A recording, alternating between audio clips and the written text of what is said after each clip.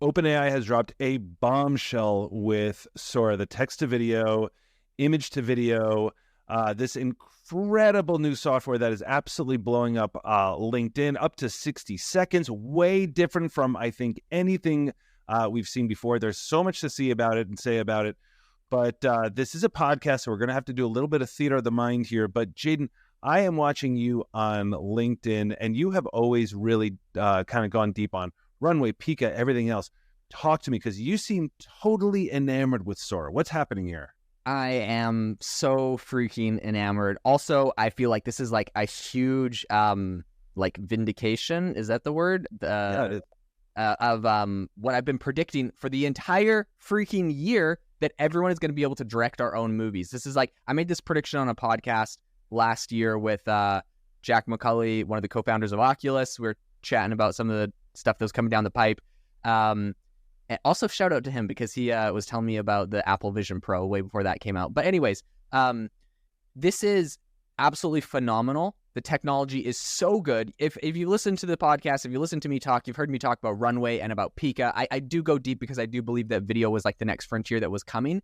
I did not, I'll be 100% honest, I didn't think it would be this good this soon. I was thinking maybe closer to the end of this year, and then maybe that would be V1, like Runway style, and it would get better. I didn't really know what to expect, because we hadn't seen anything out of OpenAI. This is mind-blowing. If you haven't checked it out, you need to go search for it, S-O-R-A, Sora. It's not available to the general public, because they literally, like, they don't know what to do with it. They have this insane model.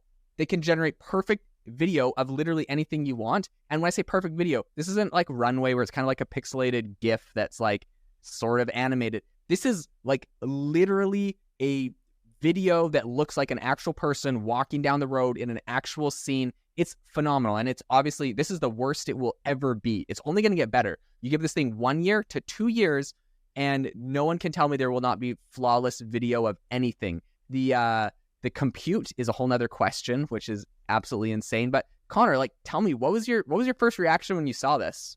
So my first reaction was skepticism, right? And I'll just be honest, because, like, you see Pika and Runway and those things, and then you sort of see and they were basically usually kind of 4-second generated videos, and so then you get on and you test drive it yourself and all that kind of stuff, and I would try things, and the stuff I would try, I was like, wow, this is pretty awesome that it's video. It's, it wasn't very good. It's sort of like early Mid-Journey kind of, looking really weird, and, nightmare fuel stuff, all that kind of stuff. But then the more I saw, because they gave Sora to a ton of people to sort of test stuff. And Jaden, you've been posting a ton on LinkedIn around it. And the more I saw, I was like, okay, they can't fake this demo. Like, I mean, these demos were all like, 20 seconds long, 30 seconds long, and they literally looked like humans. So I went, because OpenAI I tend to trust a little more. Like, they've had a little more, their demos tend to be a little more authentic, I have to say. Trust. Okay, what you're saying, Connor, I just have to say this. Trust is freaking earned. And Google, I'm looking at you. You have lost my trust on your demos. It's true, though, Jake. All right, I have to say it. Someone has to say it. I'm not going to beat around the bush on that. You cannot make a demo and make it fake and then expect me to believe your next demo. OpenAI, however, has consistently made demos that they have followed through with, or when they make announcements, the quality is very good. ChatGPT is the best text generator. Sorry for the interjection.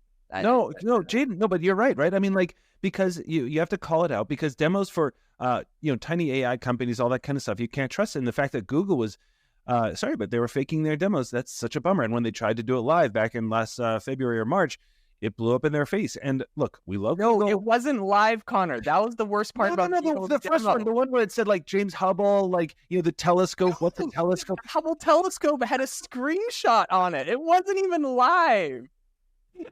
I mean, here's the thing. Jaden and I love Google. Google, I know you're listening to us because you own all our software, but, like, you are our application god. But come on. This is what I love about OpenAI, Jaden, right? And you're speaking to the same thing. They come right out and say what this thing is. So first of all, they drop it with no notice, which is hilarious to me. Which is sort of like just like that kind of like, dunking and walking away without, or like shooting a 3-pointer and like walking away without like sort of seeing if it went in and just confidence. But let me read for a second, Jaden, from their own OpenAI's own post about this. I'm kind of grabbing some highlights, so this is not verbatim, but these are all their own words. And I want you to react to this. So it says, we're teaching AI to understand and simulate the physical world in motion. Sora can generate videos up to a minute long while maintaining visual quality and adherence to the prompt. Sora is able to generate complex prompts with multiple characters, specific types of motion, accurate details of the subject and background, and the model understands not only what the user has asked for in the prompt, but also how those things exist in the physical world. And Jaden, from your posts, it seems like that's what you were really grabbing onto. Yeah, 100%. Well, what I do have to say is when you're totally right, this is just classic OpenAI where they just drop something on a random like Thursday afternoon, you know, or like Saturday evening or like Friday evening when everyone goes home from work. Like it's just, there is no rhyme or reason for it. I was literally driving to a meeting and got a text that was like, OpenAI drops their vision or their like video model. Literally turn around, cancel my meeting, drive straight home, get in my podcast studio, record 2 podcasts, and post like 20 posts on LinkedIn. You saw I went a little crazy. But it's amazing. This is literally a Chat GPT like moment. Video is the next frontier, the next revolution. And this, in my books, like seals it. It's here. It's incredible technology. And like you said, you can generate up to 60-second clips. Now, breaking down like a lot of interesting facts I've seen about this, one thing that I have seen, because of course there's a lot of concerns. The first thing I think is like, oh my gosh, I can finally produce my own freaking movie like I've been wanting to do. But of course, then there's concerns. There's the deep fakes. This is an election year. You know that this is going to be, OpenAI is concerned about the PR. So this model is not even open to the public. They don't know like how they're going to release this. And what I did hear them say is they made this big announcement. They showed all these videos. They said not a single video that they have generated and shown was edited. It was just exactly how it came out. So I do appreciate the clarity on that and the transparency.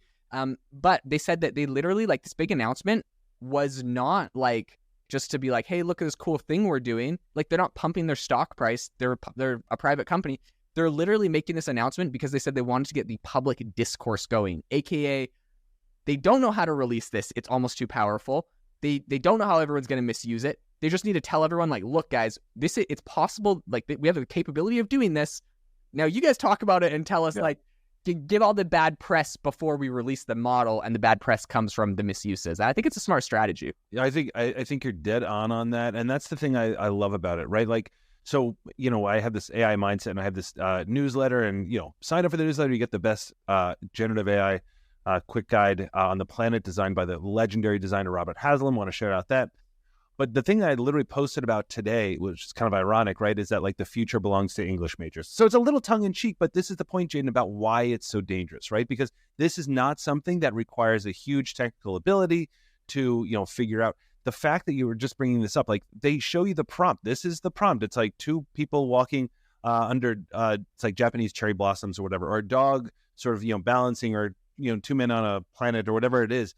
The fact that this is so easy to use makes it more kind of dangerous. And just to sort of like read from their blog again, or their announcement rather again, they say, we will be taking several important safety steps ahead of making Sora available in OpenAI's products. We're working with red teamers who will be adversarially testing the model. We're also building tools to help detect misleading content, such as a detection classifier that can tell when a video was generated by Sora. I think that is going to be easier, probably technically, than figuring out if something was text generated. But Jaden, like, you're sort of talking about it, but like, how worried are you about this? We are in an election year. Do you feel like this moves the needle? Because I feel like we already have AI generated images that are showing weird stuff. I'm biased towards not concerned, and like, if there's a cool technology, let's make it and fix it as we go. And I know that's not everyone's motto or mantra, and I'm happy that there's other people with different mottos and mantras, because I think we'll all balance each other out. I'm just typically very excited, and I want to use this. So like, I want OpenAI to, however they can get it into my hands as fast as possible is kind of where I'm at. But in any case, yeah, I think that OpenAI, as far as like red teaming and safety and guardrails goes, I know it's going to get a lot of criticism because there's no way this tool doesn't get misused. Does that mean we don't release it? Like, cars are dangerous. You get in car crashes and die, but like, they're incredibly useful. So we release them, and everyone can drive a car. You know, I mean, it's just the same thing for me. So I think what I will say, though, is I've been very impressed. I read that OpenAI, they actually analyze every single frame. So, you know that, there's hundreds and thousands of frames per second in a video. It's just a ton of images essentially getting generated in sequential order, and it creates a movement. They're analyzing every single frame of the videos before it goes to a consumer. Like if you ask it to generate something, they analyze every single frame to see if there's anything against their terms of service in there. So I think this is actually very phenomenal. And as far as like safety guardrails, whatever they want to have it, looking out for, they have the capabilities of doing that. Now, will people be tricky and work around it and everything they did for ChatGPT? Yes. And they're going to have to do, like, no matter how much red teaming and safety work they try to do ahead of time, they're going to have to release it to the general public to actually get like an accurate, an accurate view of what it can do and what people will use it for. And of course, it's going to be like everyone on Reddit that, created the Dan model or framework or whatever. They're going to do the same thing with the video and try to jailbreak it in whatever ways they can, and OpenAI will have to patch it and whatever. That's fine.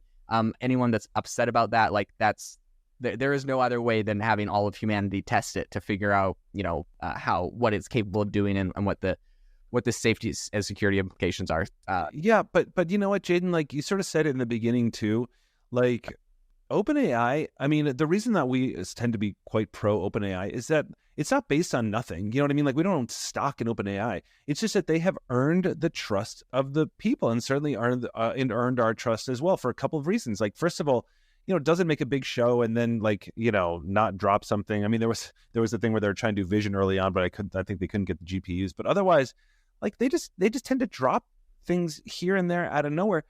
But also really importantly, and this is why I love the statement that they did, they not only talked about, hey, here are the things that go wrong. So somebody like posted like, oh, well, didn't you see the guy like running backwards on a treadmill? I'm like, yeah, you got that from their own announcement. Like they posted that themselves to say, hey, this is where it might go wrong. They might. So sometimes it goes wrong. Like, somebody might take a bite out of a cookie, but then there's no bite taken out of the cookie. We're still working on that. Like they go right to it. So whereas I feel like, sometimes companies like Google, hate to pick on Google here, but they're like, we're just sort of like trying to be careful, but then Google won't do anything. Meaning like, if you're working on sort of the old Bard, and I don't know how the new Gemini is, but trying to sort of get it to almost do anything, it's like, oh, I can't do that. It's against my, it's too dangerous or something like that. Mm-hmm. That's not the solution. Like, I mean, the solution is to sort of like figure out how people can do it and to how do you distinguish. And the fact that you're talking about OpenAI actually has a plan here, and they're putting this stuff out and putting it out into the world after red teaming. I mean, think about this, Jane. Like ChatGPT has been out for over a year now. GPT-4 has been out for 11 months or something like that. Nothing really bad has happened. I mean, that's bonkers. And especially sort of like with all the AI generated images, things like that, the worst you can say is that with GPTs, people found a way to kind of like hack using code interpreter to get, get access to the source data or something like that. Again, whatever they're doing with their red teams, they're doing it, I think, in a really trustworthy manner, 100%. Yeah. I think they earned the trust. It's a phenomenal tool. I mean, if you go to their website and you look, so this is what's so incredible about Sora is how it actually functions, how it actually works. This isn't like other AI video generators where it's essentially kind of animating an image. It's literally creating a 3D environment, and the camera can go anywhere in that environment and look at anything, which is absolutely amazing. So it's being able to get, you could say like, hey, give me a shot of a person doing this, but have a drone flying in a circular motion around the person, and you get both of those angles. It has to understand physics. It has to understand so much about it. And the quality is so incredible. I think this tool's amazing. I think we're going to see major disruptions in the film industry, and the video game industry, major disruptions in so many areas, and marketing. You're going to be able to create all of your own assets and anything that you want yourself. So I'm really, really excited for where this goes, but obviously an absolutely phenomenal piece of technology and software. It's amazing, Jaden. Keep it up. Keep showing us those videos. I've been following you like crazy on LinkedIn, on YouTube, watching what you're putting out. You are like my single source of information on this. So hats off to you, brother. Thank you so much to everyone for tuning into the AI Applied podcast. If you enjoyed this episode, please leave us a review. Connor did a big post recently where he shared pictures of his puppies because we reached 50 reviews. So you don't even want to know how cute his puppies will be when we reach 100 reviews, but we're going to get more puppies. More puppies. Absolutely. So yeah, please leave us a review. We really appreciate it, but we hope that you all have a fantastic rest of your day.